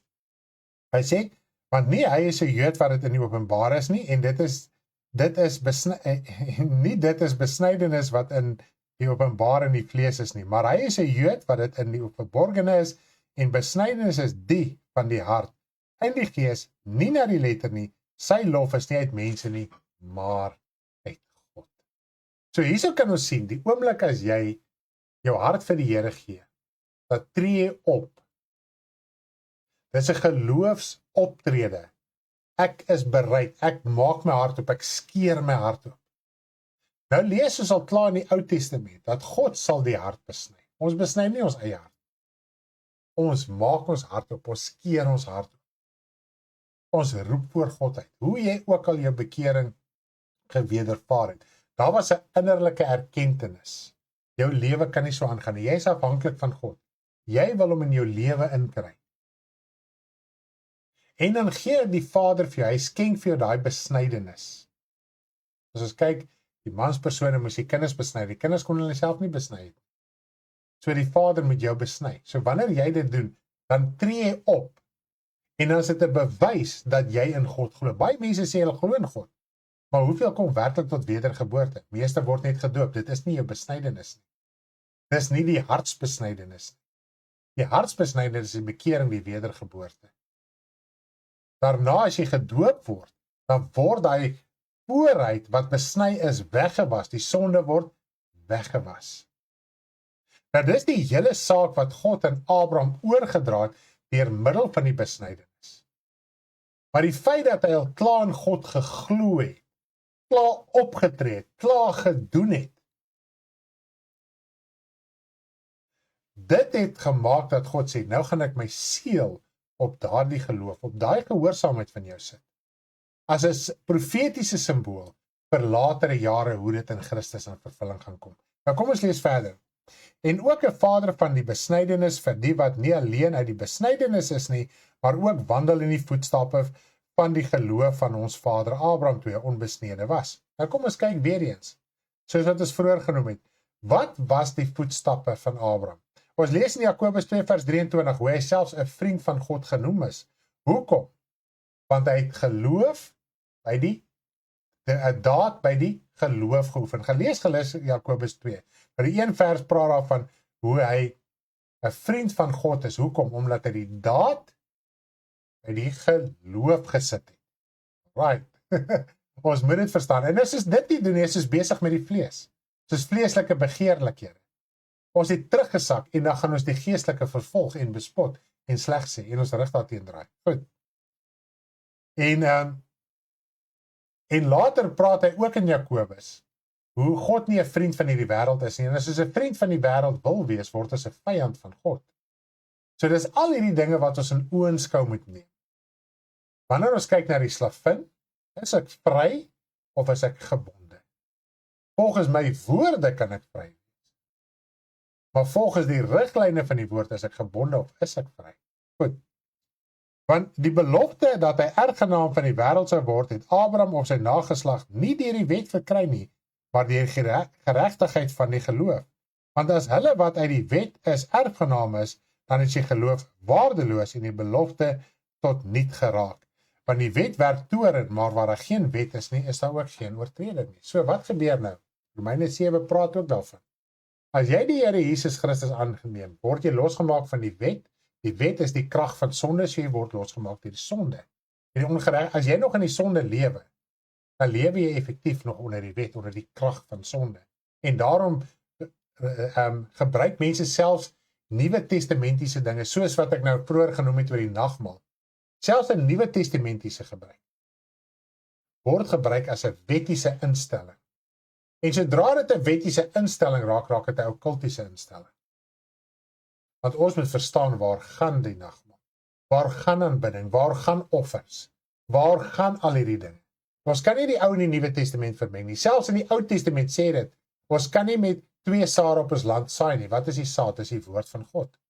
So of die vervulling van die Nuwe Testament, of in die Ou Testament, maar nou lees ons ook, die Ou Testament is gegee, as jy daarin wil lewe, vir hulle wat verlore gaan, vir die goddelose. Dit is vir wie die Ou Testament gegee is, want almal in die Ou Testament was verlore. En daar is nie een wet wat ons kan red, of ons kan verlos nie. Want die nuwe verbond maak vry. Die nuwe verbond gee lewe. Nou Abraham, kom ons kyk gou weer mooi, kom ons gaan gou weer terug na Abraham. Hy sê ons moet in die voetstappe volg van ons vader Abraham. Ek nommer 1, hy het huis en hart verlaat ter wille van sy geloof. Goed, as ons nou Nuwe Testament dink, wat sy profetiese dade weerspieël het. Hy het oral waar hy gekom het, hy altare gebou, het God aanbid. Goed? Hy was God gehoorsaam in alles wat hy gesê het. Alright? Nou, toe hulle op die punt gekom het om te kies, toe die land nou te klein raak, toe daar 'n dispuut was tussen Lot en Abraham. Sou Abraham sy hart gewees het na die wêreldse dinge, en sou hy nie verstaan het van die geestelike nie, want hy sê hy het 'n stad verwag, waarvan God die boumeester en oprigter is. As hy nie daai verwagting gehad het nie, sou hy vir Lot gesê, nee, jy bly in die woestyn en ek gaan eerder Sodom en Gomorra toe. Maar wie se hart was in die wêreld? Wie was die vleeslike? Lot was die vleeslike. Hy het jare saam met die geestelike getrek en gesleep. en die voordeel van die geestelike gekry. Nou gaan ons weer verder. Die gelykenis wat Jesus van die onkruid praat. Engels praat hy van die tares, want dis nie bossies onkruid soos ons kry nie. Daai onkruid is 'n onkruid wat lyk soos die graan. Goed? Nou, maar dit is nie graan nie. So, en toe die engele sê, maar kan ons nie nou al, die werkers, kan ons nie nou al die onkruid uitroei? Toe sê, nee, moet dit nie nou doen nie, want jy gaan al twee uitroei. Daar gaan 'n dag kom en 'n geleentheid wat hierdie skeiding gaan openbaar maak. Die trompette gaan blaas, die evangelie trompette blaas al reeds. Maar dan gaan die engele vir eens en vir altyd die finale trompette blaas. Dan gaan almal se sonde, almal se ongeregtigheid wat hulle nie bekeer het nie aan die lig kom, dan gaan elke liewe wese sien. Jy gaan sien wat jou man en vrou gedink het as jy nie gered gaan word nie. Jy gaan sien wat jou kinders gedink het, jy gaan sien wat jou buurman gedink het. Jy gaan sien wat daai persoon eintlik in sy lewe gedoen het, wat jy as dierbaar en kosbaar en geag het. Jy gaan dan sien wie hulle werklik was, van die trompette gaan in een oomblik almal openbaar maak. Maar ongelukkig, dis wat die woord ons leer. Daai is tot ewige wraak, daar's nooit weer redding daarna nie. Jou sonde gaan net in die lig kom, maar daar gaan nie versoening wees nie, daar gaan nie redding wees nie. Daarom moet ons nou al laat versoen. Die woord leer vir ons, en as jy in Hebreërs gedeelte gaan lees, vandag as jy sy stem hoor, verhard jou nie jou hart nie. Sodat ons nie deel word van die ewige toorn. Die versoening is nou. Dit moet nou plaasvind. Vandag plaasvind. Anderste, as kind van die Here, as jy weggeval het, as jy teruggeval het, en dan het al die skrifte wat ek vir jou sopas gekwoteer het, gaan oor die kind van die Here wat teruggeval het, wat weggeval het. Laat jou met God versoen. Paulus skryf het, laat julle met God versoen. Daai skeiding wat gekom het, daai ongeregtigheid, daai sonde, die genade gebruike wat ons gebruik op 'n vleeslike vlak. Kom ons los dit. As jy dit gedoen het, bely dit, sorg dit uit, bekeer jouself. Jy gaan nie verantwoording doen as jy jouself daarvoor gaan bekeer nie. So kind van God, ek wil jou vandag aanmoedig. Kom ons word 'n kind en bly 'n kind van die vrye. Anders te gaan ons die geestelike bly vervolg. Hoe vervolg ons dit? Deur opstandig te raak, ons verstaan nie, raak ons opstandig. Daar's 'n verskil om nie te verstaan en sê, weet jy wat, ek gaan hom nog, ek kan hierdie ene oordink, het hom nou nie so mooi nie, ek weet, dit klink my reg, dis die waarheid, ek verstaan dit so, maar Here, asseblief help my, en gaan praat, konstruktief met die Here. Praat met ons, wat die woord bedien, dat hy lewe kan deurbreek, dat hy oorwinning kan deurbreek, dat hy vryheid kan deurbreek, dat hy verlossing in jou lewe kan plaasvind, dat ons met God kan versoen, dat ons kan deel raak van die kind van die vrye, want om nou nie die kind van die slawerny, die dwaase maagde, Jesus het dit duidelik gestel, die bokke gaan nie die koninkryk van God ingaan nie, en is alle simbolieke van kinders van die Here. Jy kom terug, jy bly, as jy kyk na die 5 gemeentes, wat die Here gesê het, ek gaan julle lampstander verwyder as julle nie hierdie dinge gaan doen nie. En hy sê, bekeer julle. Daai gemeentes het geweldig teruggeval. Hulle het ook totaal in afgoderry teruggeval, kompromie aangegaan, in besighede ingegaan, en dan Sondag in hakies, of wanneer hulle ook al nou saamgekom het hulle nou die Here gedien, maar die res van die week was hulle besig met die wêreld. Hulle het tot om besigheid te behou, kompromie aangegaan. Afgode aanbid. Om net die besigheid te bou, om die werk te behou.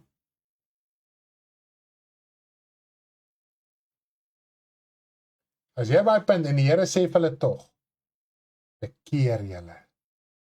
Kom na my toe, hoor wat ek vir julle sê, hoor wat die gees van die gemeente vir julle sê.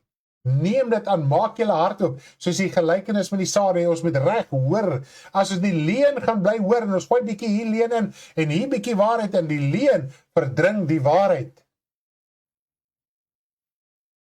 Ek het nou weer onlangs gesien, die Here, ek is baie lief vir lemoensap, veral vars uitgedrukte lemoensap, en op die ruittrap toe gee iemand vir my 'n lemoensap uitdrukker.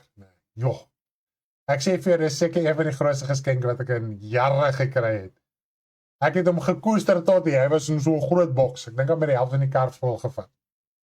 Nou, ons direk gereeld, nou koop en kan ons hier na Food Lovers toe, ek kry ons lemoene en suurlemoene daar op special, ons gebruik ook baie suurlemoensap, is het lekker goedkoop as om die borreltjies te koop en so aan, nou koop ons sommer as het special is so 2-3 sakkies, in die week, ek maak hier een sakkie op, toe die een lemoen al die ander een aangesteek en die ander een aangesteek, en ek vat die ander suurlemoensak en hier is die een sakkie al heeltemal vrot, so die bargain was toen nie so die bargain gewees nie, maar toe ons koop het was alles mooi gewees. En ons sien in die natuur, ons sien in die wêreld, die vrotte steek die een wat gesond is aan as hy nie verwyder word. Dus sodra ek hulle verwyder, dit wat reg is, bly nou nog. Het reg gebly tot ek hulle uitgedruk. So, en ek gebruik hy ding amper elke dag. Dit is amazing, hy is versapper. Ek sal soms ook 2 liters, maar ek beheer myself glaas in die oggend en ons drink om, teken nog 'n glaasie later die dag, maar nietemin, dit is my heerlik en lekker en ek voel dit doen goed, baie vir my liggaam. Ons moet ook nie moetswillig sonde doen en dan moet weer elke keer bely nie. En dan kom ons by punt, Kitty, en ek wil ook almal aanmoedig. Al voel jy is moetswillig. Gaan na die Here toe, op 'n stadium gaan iets verander. Iets in jou lewe moet verander. As jy na die Here toe bly gaan iets verander. Dit is so, mens moenie moetswillig bly nie. Maar ten minste as jy ten minste gaan bely, dan kom jy by 'n punt uit en sê, Here, ek is nou moetswillig, maar ek wil hierdie ding los. So jy sorteer hom uit met die Here, jy is voor die Here, jy gaan die Here, anders raak het net hierdie reëls en gebod op gebod, en dit moet ons uit ons lewe uitkry, kry net 'n verhouding met die Vader, en sorteer jou hart uit, sodat jy kan bly, sodat jy kan deel bly van die kind van die vrou.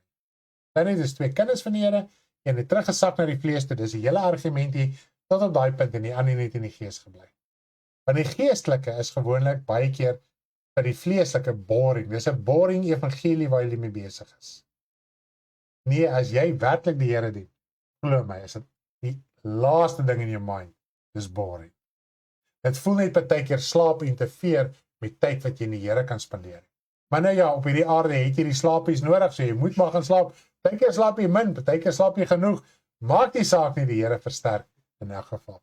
Ag, baie dankie dat julle na my geluister het, man, dit is so amazing om die tyd so saam met julle te kon spandeer het. Ek gaan hierby afsluit en klaarmaak. Mag julle 'n lieflike dag hê, lief vir julle. Môreoggend 5:30 gebed en Bybel lees saam met my en my vrou. Dit is nou al 'n gewone saak. Ek kan nie meer wag vir daai lekker gebed vir die tyd. So as jy al 5 uur wakker is, asseblief skakel in vir gebed. Jy kan daar in die bed lê en voor net so aansit en net so luister en lekker lê, as jy nie nodig het om op te staan vir werk nie. Maar as jy nodig het om opstaan te werk, is moet so lekker vinnige begin in die oggende so. Ek weet, baie staan al reeds 5 uur op, party is al 4 uur op. Maar nietemin, ek gaan afsluit met 'n liedjie, net as 'n herinnering, hier, ons het geen erfenis hier nie. Lief vir julle, lekker middag verder. Ons is nie bekleer die aarde, geen tuiste of erfenis hier, maar in die hemel, van waar ons verlosser kom. Ons vernederde liggaam sal verander, net soos hy. Vernederde liggaam sal verander, gelyk aan hom. Verheerlikte liggaam, gelyk aan hom. Onbekend, geen erfenis hier, tuiste in die hemel, waar ons verlosser Christus is. Ons vernederde liggaam sal verander, alles aan hom onderwerp. Ons vernederde liggaam sal verander, gelyk aan hom. 'n verheerlikte liggaam sal ons kry.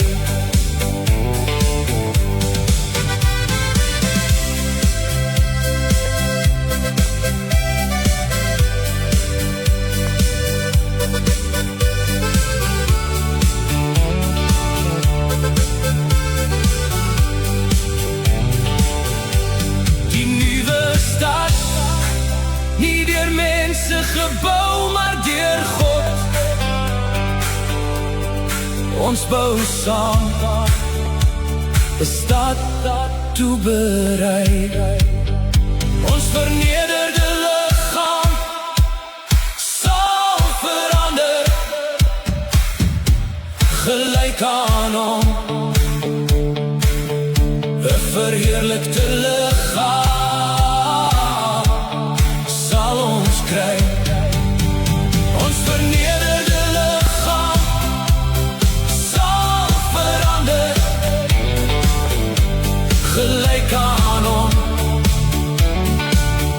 'n verheerlikte liggaam sal ons kry.